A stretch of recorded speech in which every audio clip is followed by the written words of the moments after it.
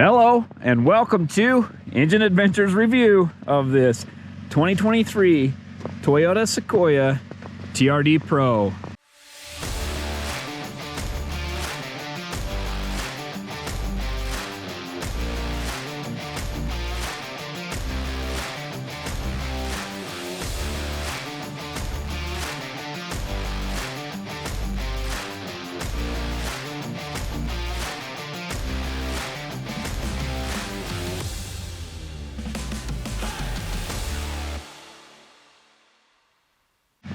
This thing is a monster. So I'm nearing the end of my week with it now, and it's been nothing but fun. So I really have enjoyed it. A lot more so than I expected. So of course, being TRD Pro, it's got a few special lightings. It's not over 80 inches wide, so it doesn't need these clearance markers. As far as I could find, it was 79.6. You need those markers when it's over 80 inches, but it does have the light bar here, and you can only turn that on when the brights are on. But what it does is light up the sides really well. So check out the driving clip of that. But as far as the headlights go, the headlights are super bright. You put the brights on and honestly, they're just pretty amazing. The light bar adds lighting out to the sides, but really, I don't know how necessary it is just because the brights are so bright on this thing. I did get a chance to use the fog lights on this thing. It actually got really foggy, and they work really well as fog lights, but they're maybe too low and not quite bright enough. They did work, but they're just so low and the hood's so high on this thing that I could almost just barely see the front edge of these lights on the section of road they were lighting up. They do work great. You can turn them on without the headlights being on, so that's a big plus, but they could be a little bit brighter and aimed maybe a tiny bit higher. The TRD Pro obviously gets you some additional features. You get the BBS forged TRD Pro wheels, and these are 18s, 285/65 R18 tires. They're Wild PKTs, and I believe these are the ones that are the 3-peak Snowflake. I don't see it, so I must be wrong. Nope, just mud and snow. A little bit more aggressive than the Michelin's that you used to get on some of these TRD Pros. This one does have the tow mirrors as well. They're powered, but you can also, okay, maybe they are just powered. I did move that out before. Anyway, those extend out for even a wider view. As they sit now, they're pretty darn wide. Get the roof rack. Let's go back to the tow mirrors. These are my favorite tow mirrors that I've used on an SUV. So they're much bigger and much easier to see the trailer than any other SUV I've tested with tow mirrors. Anyway, roof rack. This thing gets noisy. I don't know if it's this cover or whatever. Anyway, it creates a bunch of wind noise. It's freeway speed, 70 miles an hour plus. You can hear it up there making a bit of noise. I'm gonna shut it off because I'm actually a little bit low on fuel, and we'll talk about that in a minute. I just wanted to make sure we got the headlight shot. Anyway, while we're here, might as well take a look at the payload capacity, 1,315 pounds, and the total gross vehicle, 7,585. So that puts it about 6,200 pounds as it sits. So decently heavy. I mean, it's not crazy, but it's pretty heavy. Single exhaust on this 3.4 liter twin turbo V6 hybrid. And when I was in Denver at a Toyota event, they were saying this new hybrid system in the Tundra and the Sequoia is designed for maximum performance. It's not there for fuel efficiency. Fuel efficiency is a nice byproduct, but it's more there for performance. Now, I didn't believe them. I thought it was a marketing gimmick. Oh, we're making it a hybrid for performance, when secretly we're really making it a hybrid for government regulations, for, you know, better emissions, all that kind of stuff. No, this thing gets terrible gas mileage for a hybrid. Well, when they dropped it off after driving it 600 to 800 miles, on the freeway. It was at 16.5 miles per gallon. I've got it down to 12. I reset it when I got it. I'm down around 12. That's including a little bit of towing, but honestly, I haven't gotten nearly as good fuel mileage as I would have expected. Check out the towing video. It does have, I mean, this thing, it doesn't use any clips, any like twist clips or anything. You just got to pull it off. But it does have the same hitch receiver setup that the Lexus LX 600 has. The wiring's in a good location and all that, but the receiver is just a little bit awkward. You have to have a really long pin. The receiver itself has a tube on the outside of it, so you have a 2-inch on the inside and then a wider one on the outside, and it's wider than the Ford 3-inch. While the glass no longer goes down, it does open up like that. Don't be dumb like me and open up the rear hatch with the glass open. So if you open this, it pinches the spoiler inside of there. I tried it just to see what it would do, because I did notice that was kind of a completely separate thing up there, and sure enough, it will hit and damage the spoiler. It does not want to open. It did this to me once before, so we'll use the key. I'm not sure why it's been doing that to me.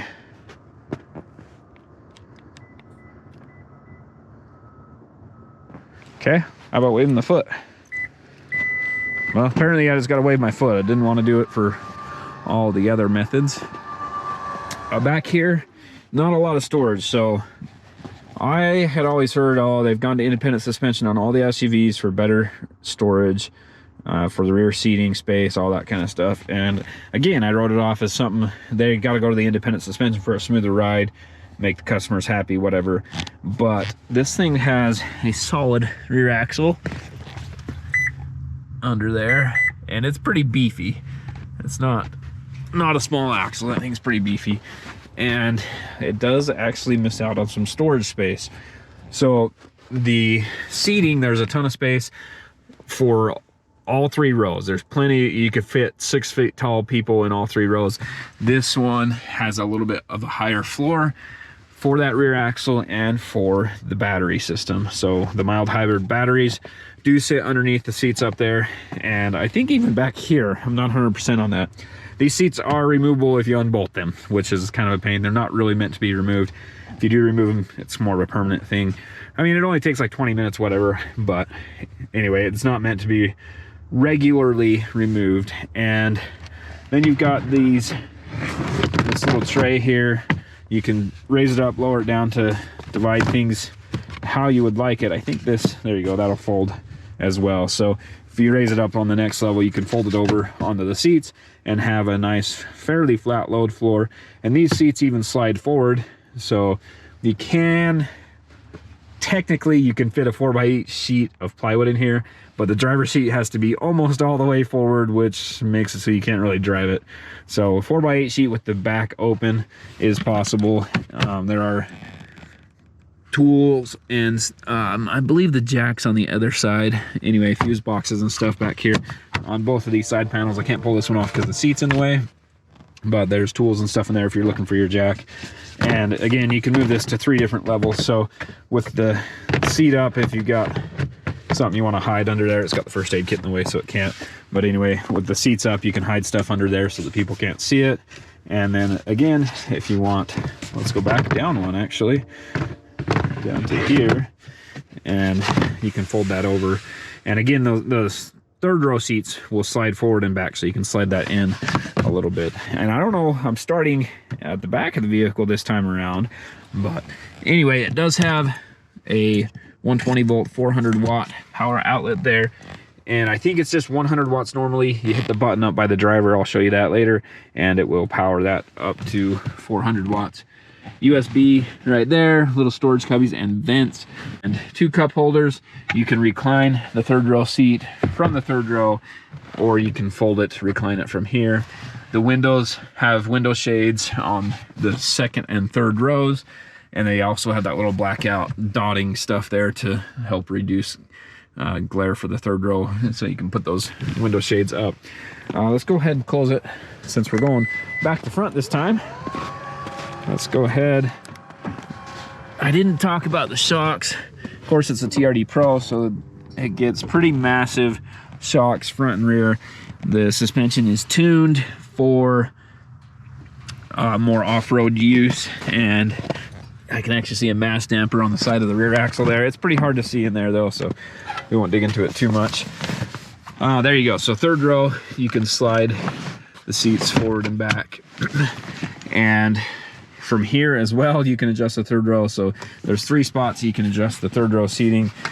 These seats, that's straight up and down, but you can pull this lever to angle it back more, forward more, and then when you do this, they will tumble all the way forward.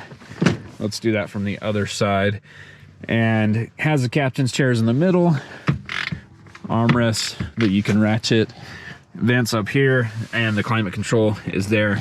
These seats are not heated or ventilated or anything, just standard. A couple USBs, another power outlet right there. And let me go to the other side so we can fold that. It's got some detailing stuff and my emergency bag in here on that side in the way. So you can fold that like that, and you have little steps here to climb in. Now the battery, I briefly mentioned it, the battery is a nickel metal hydride. It's not lithium ion. I don't know what that means 100%. So typically lithium batteries can put out basically the same amount of power until they're dead. Nickel metal hydride, this is some sort of nickel. I want to say nickel metal hydride, I don't know, not 100%. Anyway, they will put out kind of a curve. So as the battery drains, it puts out less power. And I've noticed that this thing really has focused on keeping the batteries 80% charged. 80% is ideal for longevity of the battery and all that. So it's putting out, it keeps the batteries charged so it can put out the maximum amount of power it wants to or needs to at any given time. Whereas a normal hybrid, typically it will use as much battery as it can to save fuel. This one is not that way, and that's actually a good thing. All right, let's jump in here, fire it up a little bit. Hopefully the radio doesn't come on. It has a nice welcome screen. We might have to turn it all the way on. It does have Toyota's new system, and they have it set up with a media account or something right now, which has been working just fine. But when I was messing around with the Tundras, I didn't really like it as much. I think if I were to set up an account, it wouldn't be as big of a deal for me. But yeah, anyway, these new kind of like subscription-based things where you have to have a subscription to be able to use all the features of it aren't my favorite. Anyway, decent screen. It's fairly large, but it's pointed straight back. And the old Sequoia had a big problem with this, in my opinion. And the new one is much better, but still has this issue where it's not driver-centric. So with a screen this big, the passengers are going to be playing around with it, whatever. I am going to have to start it to see all this stuff. Anyway, the passengers might be playing around with the screen and stuff, so they want to make it so the passenger can get to it fairly easy.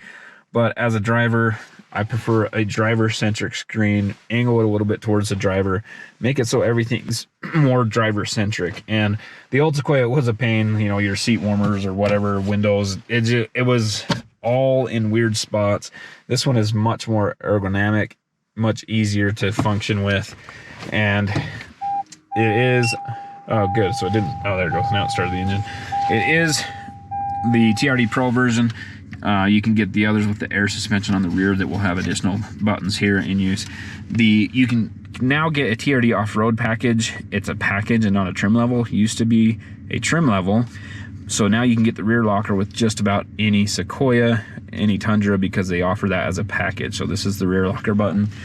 Traction control, there's your flashers, traction control, camera view, that's what I was trying to show earlier. And it has all these fun views, whatever. Once you shift, it'll switch around. And on the rear view one, it does wash it off. And I couldn't get it to do that on the front. So it sprays the windshield, but it doesn't spray there. And this one up here, the rear view camera from the other side, it also gets cleaned off by the rear wiper. So Anyway, good camera views. It has the off-road one, front left tire, front right tire, and we'll actually use that in just a minute. And then the front view, or if you're in reverse, the rear view, pitch and roll. Anyway, plenty of, oh, interesting. You can cycle through those. Plenty of different views there. This screen here, I've been leaving this the same. Love it. And that's why I've been leaving it, but you can put up the off-road, you know, pitch and roll gauges there and whatever. But this one has trans temp, oil temp. This is your battery. Right now it's 2 bars down out of 8, so about 75%. And that's, so the bottom part is the battery, and then this max column here is for how much power the electric motor is putting out. And then the I-force is the boost pressure from the turbos. Down here, coolant temp, fuel, which is almost out, and oil pressure, battery voltage. The left screen is just a bunch of random stuff, fun to look at. Trailer brake gain, and you can, yeah, audio, compass, fuel mileage. So as you can see, I'm at 12.7. That hasn't been a lot of idling. Yes, it's winter. I've been letting it idle before I loaded the kids in the car for 2 days, maybe 3 days anyway, but only, you know, 5 minutes or less. Not a whole lot of idling yet because I haven't done my videoing until right now. And I haven't been getting great gas mileage. I did not talk about this button. This is the trailer assist, trailer backup guide is what they're calling it. And I used it in the Tundra. If you want to see how that works, I'll put the link to the Tundra video down below. It's not my favorite system.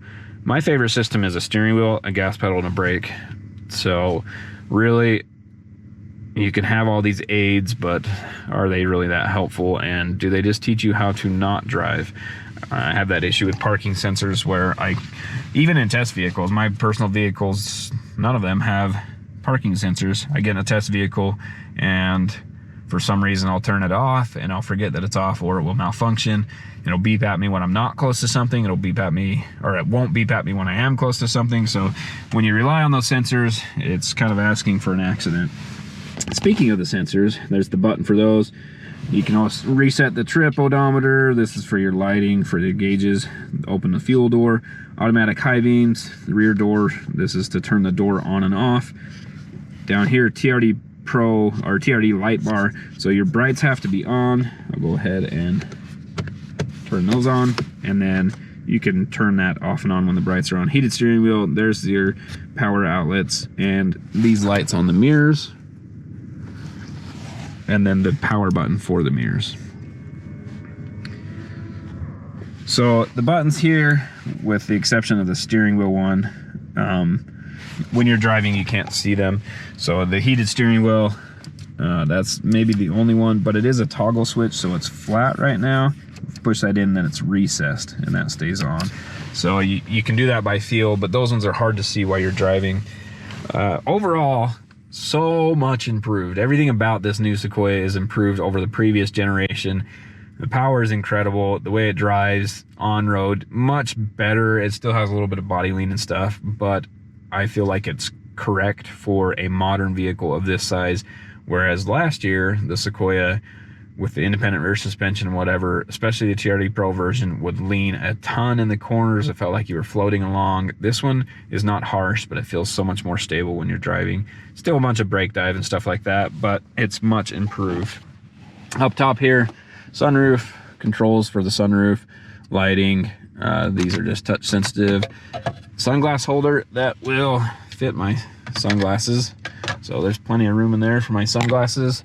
And wireless phone charger down here, 2 cup holders.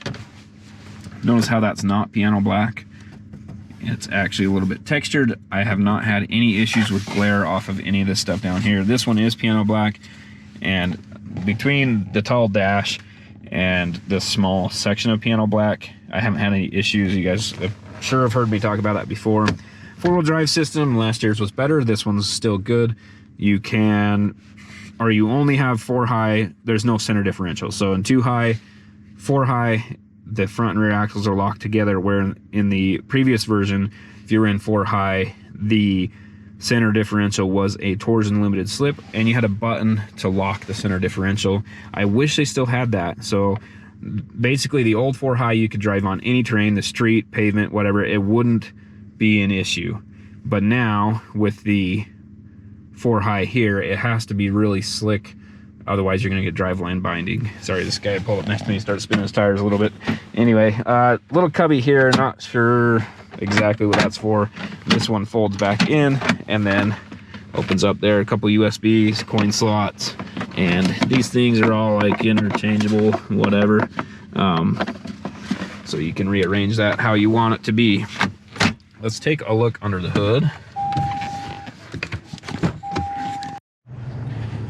All right, under the hood is the iForce Max. So that's the 3.4 liter twin turbo V6, putting out, you know what, I don't even know, it's 400 and, I'll have to look it up now, I'll put it on the screen, 460 horsepower and 550, 560 torque. I'll make sure to put that up on the screen because I'm drawing a blank. And these turbos are basic, they're not variable geometry or anything like that, so they should be a little bit more reliable, more durable, and maybe not quite as efficient, but that's what the hybrid system's for. And you can see the high voltage stuff running through here. Overall, I like the stop start on this one. Most of them, I hate the stop start. Here, it's hardly noticeable. The hybrid's strong enough that you can leave from the line. It'll fire up the engine smoothly. If you don't need it, it won't start the engine and it'll just run off the electric and it'll be okay. I don't know why Toyota's been doing this. It seems more than just Toyota, GM and stuff have been doing this too, but look at how much room's here. There's like almost a foot of extra space, it seems like. Yes, you have the TRD light bar right there, and I believe, maybe not on this one actually, the Tundra has active shutters, and it doesn't look like the Sequoia has the active shutters on there. Anyway, the hood, that's all the further the hood opens, so it doesn't open very wide, and it might be a little bit of a pain to get in there. It's better organized than maybe the Ford EcoBoost, but really it's so complex now. All the engines are this way. It's hard to find a basic engine. Anyway, one more thing here I didn't mention on the engine is it does have dual intakes. So there's an air intake on either side, and it connects here into the fender, and that pulls air in here. This vent is actually functional as well, but it vents out through here, and I'm not sure what it does. I'm sure it's something with aerodynamics or whatever, but it seems like this upper one in the headlight does funnel some cold air in and into the intake there through the side. It'd be hard if you're looking to put a high air intake or something on this. You're not going to be able to do it easily unless you rearrange some things or maybe do snorkels on both sides. Anyway, it's the same over here, air intake and feeding in to the intake here. So each separate bank on the V gets its own air intake. So first, merging on the freeway in this thing, it's just so effortless. Everything here on this vehicle, wherever you're driving around town, on the freeway, towing a trailer, it just seems so effortless power-wise. I don't know what Toyota did. I don't know how they did it with the hybrid and twin turbo, but whatever they've done, they've nailed it. So getting up to speed on the freeway, it just seems like it glides and just gets up to speed. The big issue, and maybe not big, the only issue I really have with this thing is the roof rack is making quite a bit of wind noise. So I don't know if you can hear it or not. It sounds like it's coming from just behind the sunroof there, and that's where the roof rack starts. And I imagine just the front face of that roof rack, whatever it's doing, it's making quite a bit of wind noise. So if they could fix that with a little better design. The roof rack's pretty slim as it is. It does have like a little angled wind guard on the front of it, and for some reason it still is making kind of a lot of wind noise. I don't know. Anyway, yeah, the rest of this thing driving around is just amazing. Fuel mileage isn't great. It says, well, it wasn't just above 30, but it seems like hard even when I'm just cruising around, keeping my foot set at a constant speed. I'm still just below 20. This is flat or slightly downhill right here, and I mean I can't even hardly hit 20 miles per gallon when I'm light, easy on the pedal, just cruising. Maybe at slower speeds, our freeways here are 70 miles an hour, so take that for what it is. But the fuel mileage on this thing, I thought Toyota was lying when they said, I was at an event anyway, and they said, we developed this hybrid system to maximize performance, so power, torque off the line, all that kind of stuff. That's why this hybrid system was developed, not for fuel efficiency. And I can't say I disagree with them, because this thing doesn't get very good gas mileage and the performance is really quite awesome. The nice thing is you get the same engine, same transmission, same hybrid powertrain on every Sequoia, so there's no difference. Every one you buy the SR5, you are going to be getting this same driving feel as far as the power goes. Very cool that it just has this much power, this much torque, and it's so well developed. This is, I guess it's kind of a second year. I mean, this is a 2023, so this is the first year it's out in the Sequoia, but the Tundra did have the hybrid available, I think, in April last year is when they started with that. All right, here we are at the S-curves.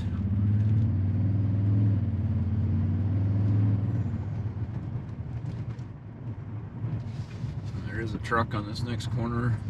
It does, I mean, it still leans a little bit in the corners, but it's much, much smoother.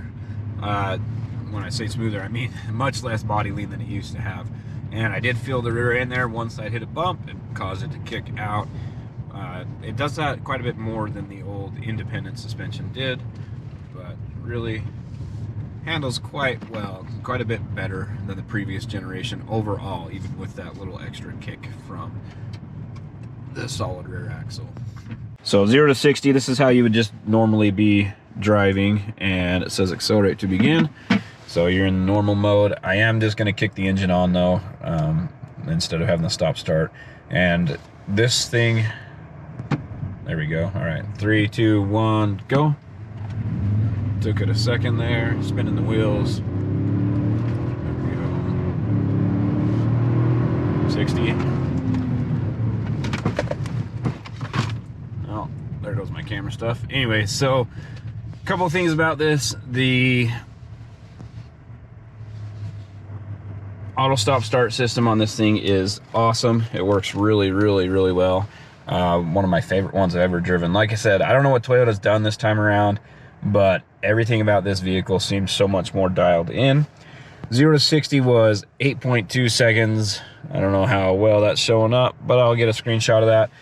I think we can do better than that. Let's try one more. We're gonna flip it into 4 high and hit, there we go. Accelerate to begin.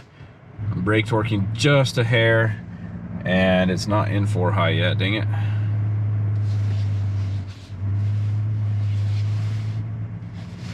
There we go, now we're in 4 high.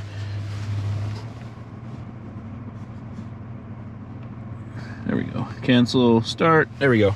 All right, 3, 2, 1, go. Much better. You can see the electric boost never goes all the way up to 100%. 60. So, one other thing, all the turbo engines do this. Diesel engines seem to do it a lot worse than the gas engines, but this one with the twin turbos, it still, I don't know what to call it. When you're in boost, you let off the gas, it keeps accelerating for just a second. You know, you're going full throttle or half throttle, whatever. When you let off the gas, it's got to relieve that boost pressure within the system and whatever. So it accelerates for just a second longer, which it's just something you got to get used to. That even after you're going to let off, after you do let off, you're going to keep accelerating a tiny bit. So in 4-wheel drive, 6.38. I think that's closer to reality. All right, so one other thing on this is TRD light bar. So if you flip your brights on and then you hit the TRD light bar button right here, I don't think you can see that, but anyway, you can see my finger covering it maybe. You hit the TRD light bar button and it really, man, it's hard to see right now. it lights up to the sides really well. So with the brights on, you get the downrange, and the headlights on this thing are nuts. They're like super bright. But then when you hit the light bar, it lights up the sides of the road really, really well. And it's not just a little bit, like it really lights up the side of the road. Let me, hopefully no cars come because these are really bright. We'll get an outside view real quick. So there it is with the light bar on.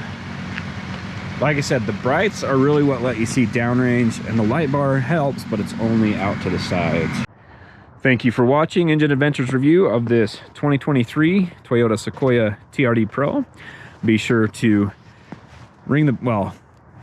hit subscribe, then ring the bell so you get notifications when we post new videos. Give me a thumbs up and comment down below, or a thumbs down and comment down below. Either way, be sure to comment. Let me know what you thought, what you liked, what you didn't like, what you want to see. This one, there are 3 videos, so this regular review, there's an off-road video and a towing video with it as well. Thanks again for watching. Have a wonderful day.